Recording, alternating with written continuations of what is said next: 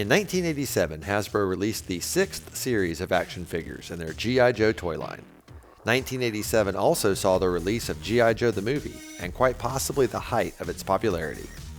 Many new figures were introduced based on the movie, but some characters were reimagined, like Marine Dress Blue's Gung Ho and Cobra Commander with battle armor. And today, we'll be taking a look at Battle Armor Cobra Commander, here on Creed's Collection.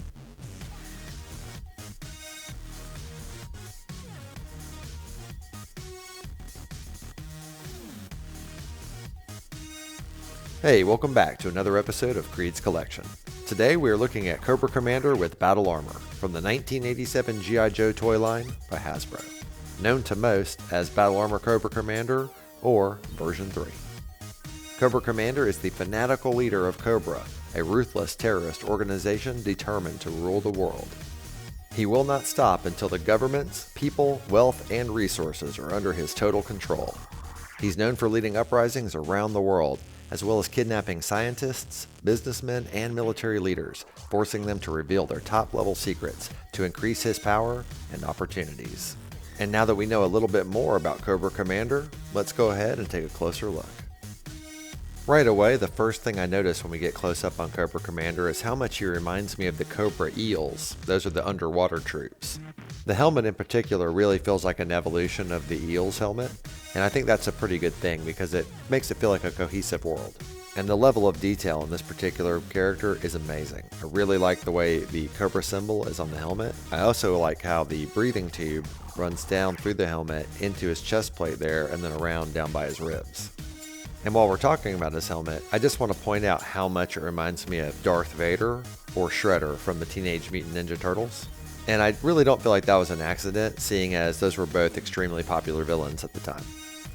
Continuing with the high level of detail, you can see that the belt buckle is the Cobra symbol as well.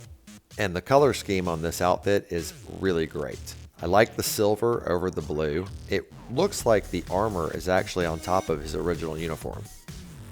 And as we come to the back side, you can see he's got the standard peg hole in his back where you peg in a backpack. And you can also see some of his copyright information on his bottom there, but we'll come back to that in a minute.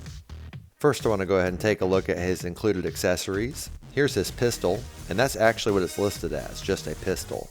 I couldn't find any information confirming if this was a real weapon, so if anybody out there knows, please leave me a comment and let me know. Here's his other accessory, his backpack. It really doesn't look like anything except awesome, so I love it. I don't care that it's ludicrous. On the back side here, you can see the peg that allows you to slot it into the back of any figure. So here on the back of them, you can see the hole we spoke about earlier. You just take the peg, slot it in, and there you go. It is that easy. Now we're going to go ahead and take a look at Cobra Commander's articulation. So right here at the knee joint, they bend 90 degrees, and their hips have a ball joint inside that allows not only up and down movement, but a little bit of flex out. Their waist has the rubber band, which allows them to kind of go forward and back. Shoulders can swivel up and also around like so. And here at the forearm, they have swivel arm battle grip.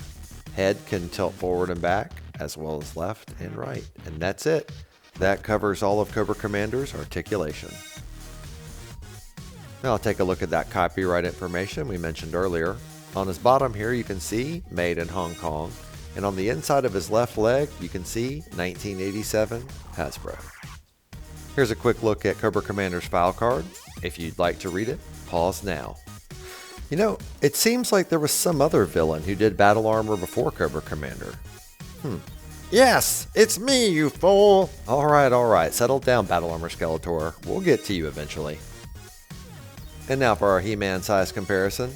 G.I. Joe figures are quite a bit smaller than Masters of the Universe, and even with this battle armor on, I have a feeling that Cobra Commander doesn't want anything from He-Man, as He-Man would probably just crush him like a tin can. Thank you so much for taking the time to watch my toy review for Battle Armor Cobra Commander from the 1987 toy line G.I. Joe by Hasbro. It's hard to pick a favorite Cobra Commander as an adult, because now I think they're all equally great. But as a child, this one was by far my favorite, because, duh, battle armor. If you enjoyed the video, please leave a thumbs up. And if you have any thoughts, please leave a comment. I love reading and responding to them. And while you're at it, if you haven't already, please consider subscribing. I'd really appreciate it, and it would help my channel grow. I review a toy from my vintage collection every Wednesday, so hope to see you next week and every week after, here on Creed's Collection.